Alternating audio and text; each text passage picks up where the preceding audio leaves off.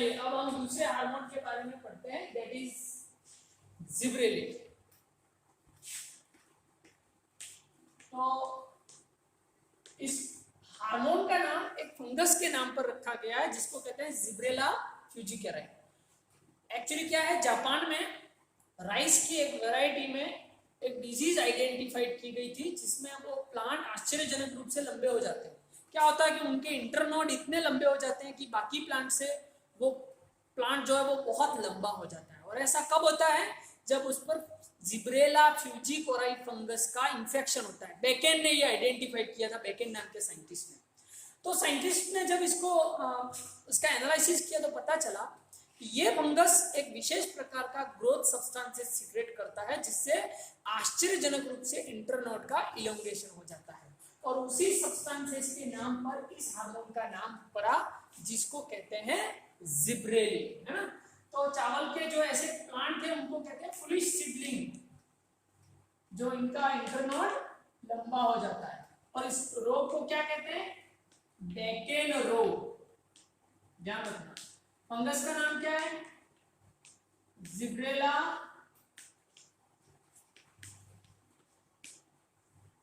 फ्यूजिकोराई।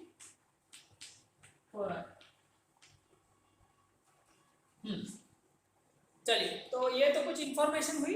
अब इसका सिंथेसिस कैसा होता है। जिब्रेलिन के सिंथेसिस के लिए एसिटाइल कोएंजाइम का होना आवश्यक है। कल हमने पढ़ा था फैटी एसिड ब्रेकडाउन में, उसमें यूनिट्स बनती है एसिटाइल कोएंजाइम, और उसी एसिटाइल कोएंजाइम ए से जिब्रेलिन का निर्माण होता है। चलिए, अब जिब्रेलिन का मेन इफेक्ट क्या है। तो इसका मेन जो इफेक्ट है वो है इंटरनोड इलोंगेशन।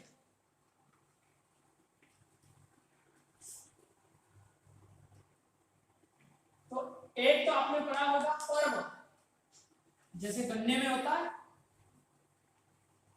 इसको कहते हैं पर्व।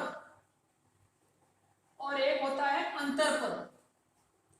तो ये जो है नोड और इंटरनोड, तो ये इंटरनोड का इलोंगेशन करता है जिससे प्लांट की लेंथ जो है वो बढ़ जाती है। अब ये भी लंबाई कैसे बढ़ाता है, सेल इलोंगेशन से ही बढ़ाता है, लेकिन इसका मैकेनिज्म अलग है। यहाँ पर एसिडिफिकेशन नहीं होता, यहाँ पर कुछ जीन्स और प्रोटीन की भूमिका होती है जो हमारे सिलेबस में नहीं है, इसलिए हम इसकी चर्चा नहीं करेंगे। लेकिन इसका मेन जो फंक्शन है वो इंटरनोड इलोंगेशन है। अच्छा, कुछ जो रोजेट स्वभाव के प्लांट हैं जिसकी ग्रोथ बहुत लिमिटेड है और पत्तियां पास पास में, क्योंकि तना बहुत छोटा है, तो उस रोजेट हैबिट को बदलने के लिए भी या उसकी लेंथ को बढ़ाने के लिए भी इसका उपयोग किया जाता है, जिसको बोल्टिंग कहते हैं। अगर इंटरनोड हम लंबा कर देंगे तो इसका रोजेट हैबिट नहीं रहेगा, बल्कि लीफ जो है वो दूर दूर हो जाएगी, बुशी अपीयरेंस नहीं आएगा। तो कुछ प्लांट ऐसे होते हैं जैसे शुगर केन है, मेज है, उनमें इस हार्मोन के एप्लीकेशन से उनके इंटरनोड को लंबा किया जाता है। पाइसम है, विसिया फाबा है, शुगर बीट है, शुगर केन है, वहां पर जो बोने पौधे हैं उनकी लंबाई बढ़ाने के लिए इस हार्मोन का उपयोग किया जाता है। चलिए अगला, सीडलेस फ्रूट पार्थेनोकार्पी, बीज रहित फलों के उत्पादन में इसका उपयोग किया जाता है।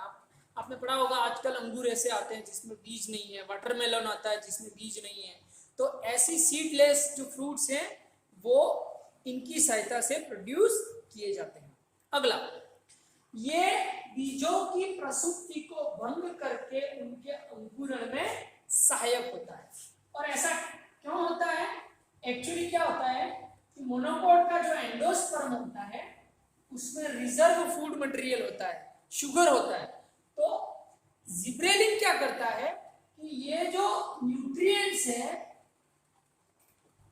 उस न्यूट्रिएंट्स को ये सरल फॉर्म में लाके ट्रांसपोर्ट करता है, कहाँ, एम्ब्रियो की ओर, ताकि उसका जर्मिनेशन हो सके, उसका ग्रोथ हो सके। तो न्यूट्रिएंट मोबाइलाइजेशन में इस हार्मोन की महत्वपूर्ण भूमिका होती है। एक और उपयोग है अंगूर। आपने देखा होगा अंगूर बंच के रूप में लगते हैं, गुच्छे के रूप में लगते हैं, तो इनके उपयोग से अंगूर और ज्यादा बड़े आकार के उत्पन्न किए जा सकते हैं। और उसके लिए जिस हार्मोन का उपयोग किया जाता है उसका नाम है पोमेलिन। पोमेलिन, जिसमें 2 जिबरेलिन होते हैं, GO4 प्लस GA7, जिसको कहते हैं पोमेलिन।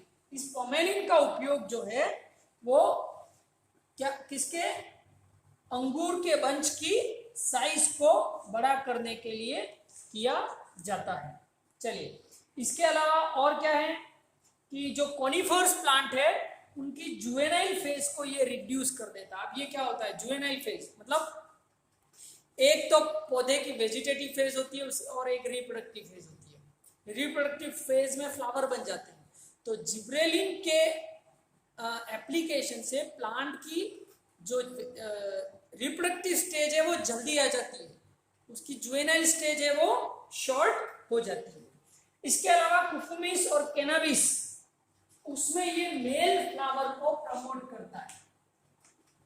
कुकुमिस और कैनाबिस, ये जो प्लांट है भांग कैनाबिस, उसमें मेल फ्लावर के प्रोडक्शन को ये प्रमोट करता है। तो ये कुछ इफेक्ट हैं जिब्रेलिन के। पार्थेनोकार्पी हो गया, फ्लावरिंग हो गया, और सीड जर्मिनेशन हो गया, ब्रिकेज ऑफ डोरमेंसी। चलिए, अब कुछ प्लांट के प्रभाव ऐसे होते हैं जहां पर जिब्रेलिन और ऑक्सिन दोनों मिलके कार्य करते हैं। तो प्लांट में कभी कभार कोई एक हार्मोन दूसरे हार्मोन का एंटागोनिस्टिक भी होता है, उसके प्रभाव को खत्म भी करता है, और कभी कभी कोई 2 हार्मोन मिलके भी काम करते हैं। तो ऑक्सिन और जिब्रेलिन दोनों का नेचर एक जैसा है ग्रोथ का, तो कभी कभार इन दोनों का संयुक्त प्रभाव भी होता है। तो अभी जितने भी पॉइंट मैंने बताए हैं, आप चाहे तो उसको एक एक करके नोट कर सकते हैं।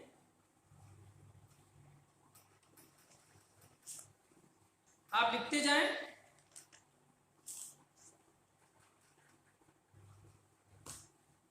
जिब्रेलिन के कार्यकीय प्रभाव, जिब्रेलिन के कार्यकीय प्रभाव। चलिए, पहला पॉइंट डालिए। यह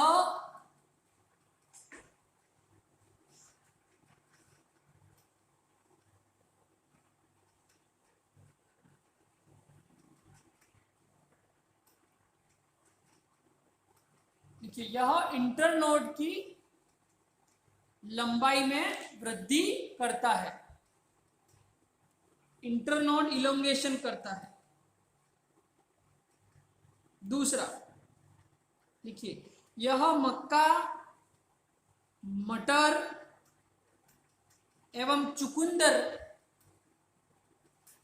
के दोनों पादपों की, मक्का, चुकंदर एवं मटर के दोनों पादपों की लंबाई को बढ़ाता है। लिखिए आगे, कुछ विशेष पादपों में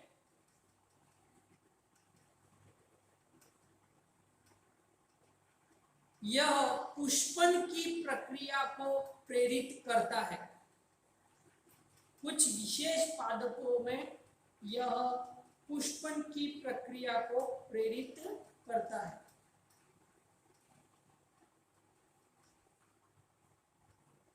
नेक्स्ट, यह बीजों की प्रसुप्ति को भंग कर, यह बीजों की प्रसुप्ति को भंग कर उनके अंकुरण में सहायक होता है।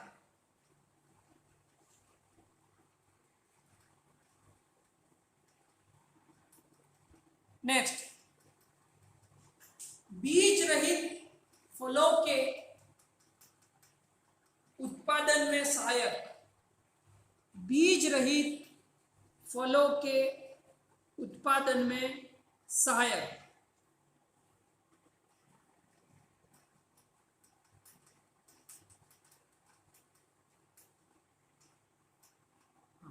नेक्स्ट, पुष्प एवं फलों के आकार को बढ़ाने में सहायक। एग्जाम्पल लिख सकते हो आप, अंगूर। पुष्प एवं फलों के आकार को बढ़ाने में सहायक।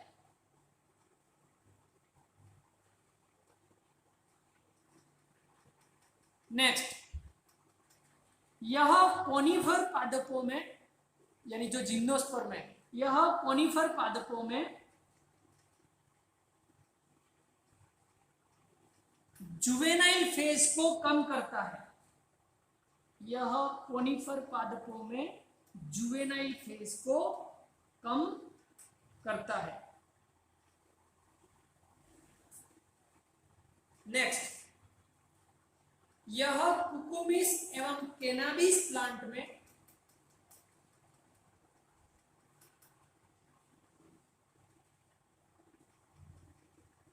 नर पुष्पों,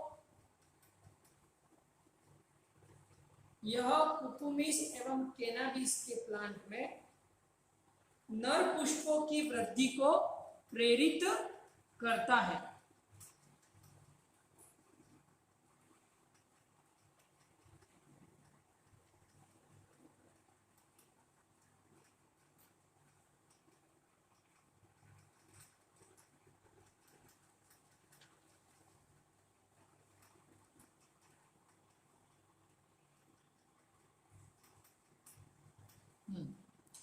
तो ये कुछ इफेक्ट है, और ये छोटी बातें जो मैंने शुरू में बताई वो इंपॉर्टेंट आप याद रखना।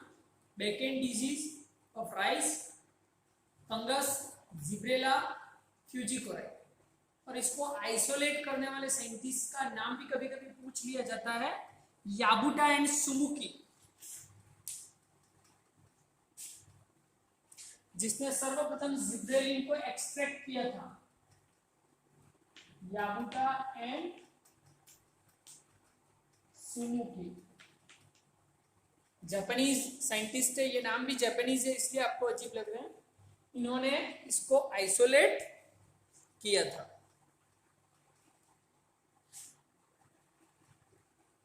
चलिए, तो ये हमारे 2 हार्मोन कंप्लीट हुए।